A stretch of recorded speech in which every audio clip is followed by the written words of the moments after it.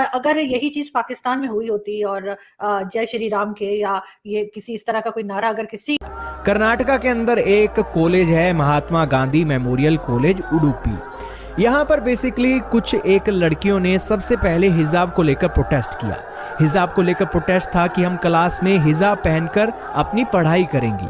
तो उनके ये प्रोटेस्ट को लेकर उनकी जो कॉलेज की एडमिनिस्ट्रेशन थी, उन्होंने कहा बच्चों को कि आप हिजाब पहनकर नहीं आ सकते, क्योंकि अगर आप पहनकर आओगे तो और कम्युनिटी के लोग हैं, वो भी अपनी कम्युनिटी के हिसाब से सारा कुछ करेंगे। आप यहाँ पर पढ़ने आते हो और अपनी पढ़ाई कीजिए, बाद में अपने घर जाइए, कुछ मर्जी पहनिए। लेकिन वो लड़कियां अड़ी रही और ये प्रोटेस्ट चलता रहा और उसके बाद ये देखने को मिला कि कॉलेज एडमिनिस्ट्रेशन ने उन्हें अनुमति दे दी कि आप हिजाब पहनकर क्लासें लगा सकते हो। अब दोस्तों, इनकी मांगे पूरी हो गई। इन्हें चाहिए था कि अपनी क्लासें कंटिन्यू करें, और कम्युनिटी के प्रोटेस्ट कर रहे हैं तो करते रहें। इनका क्या मतलब उन और कम्युनिटी के प्रोटेस्ट कर रहे हैं उनको उकसाने का। तो बेसिकली एक वीडियो सामने आता है, एक लड़की आती है हिजाब पहने हुए अपनी स्कूटी पे आती है, गेट से बच्चे प्रोटेस्ट कर रहे होते हैं। हिंदू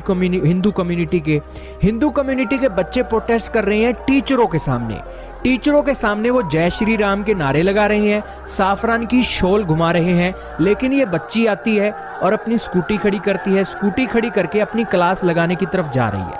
लेकिन जैसे ही वो नारे लगा रहे हैं, शॉल घुमा रहे हैं, इसको एक सहन नहीं हुआ तो इसने अल्लाहू अकबर के नारे लगा दिए। तो बेसिकली वो नारे तो इन टीचरों के लिए लगा रहे थे, वो इनको कह रहे थे कि हमें अंदर जाने दो, हम भी अपनी कम्युनिटी के हिसाब से प्रोटेस्ट करेंगे। लेकिन ये लड़की को मिसअंडरस्टैंडिंग हो गई और इसने नारे लगा दिए। अगर यही चीज पाकिस्तान में हुई होती और जय श्री राम के या ये किसी इस तरह का कोई नारा अगर किसी हिंदू लड़की ने लगा दिया होता तो क्या हमारे यहाँ के लोग उसको छोड़ देते? क्योंकि हमने देखा है, आसिया बीबी का केस भी देखा है और दूसरे ब्लास्फेमी लॉज के केसेस भी हमारे सामने।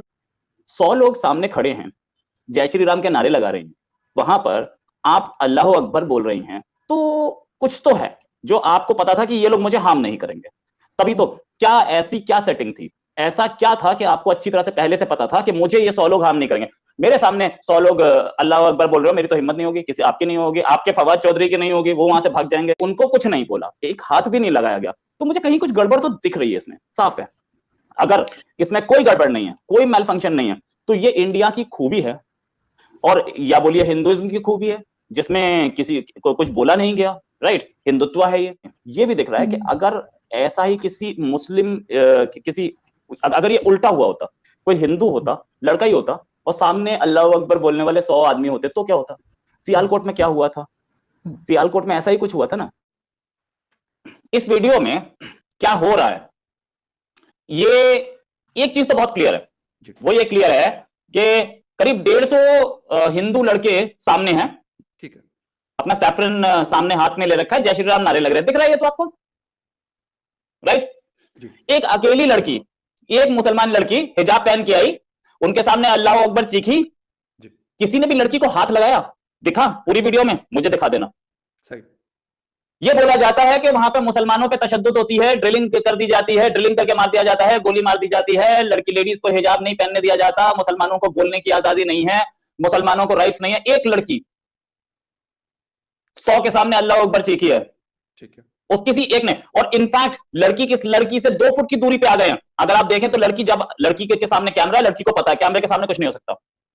लड़की के सामने कैमरा है, लड़की आई है, आगे आके खड़ी हुई है, एक जगह खड़ी होकर उसने फिर नारे लगाए हैं, अल्लाह अकबर नारे लगाए हैं, ठीक है। उसके बाद उसको घेर लिया इस क्राउड ने, ठीक है, फिर भी किसी ने उसको हाथ लगाया? सही।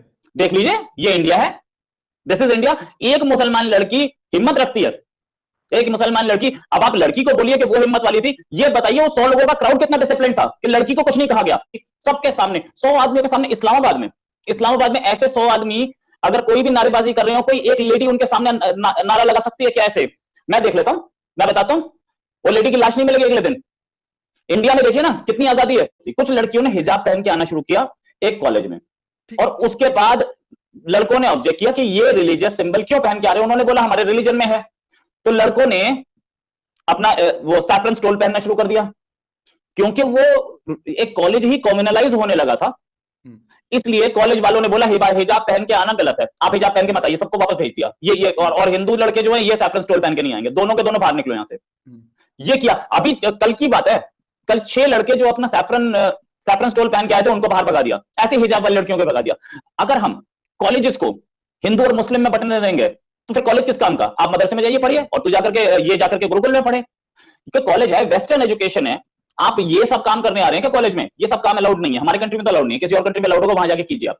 ये बताइए क्या जरूरी है ये हिजाब पहनना? आप कहते हैं पहनना हमारे रिलीजन में है। पाकिस्तान में लड़कियां नहीं पहन के आती क्या? पाकिस्तान में लड़कियां क्या जींस पहन के नहीं आती क्या? पहन के आती हैं।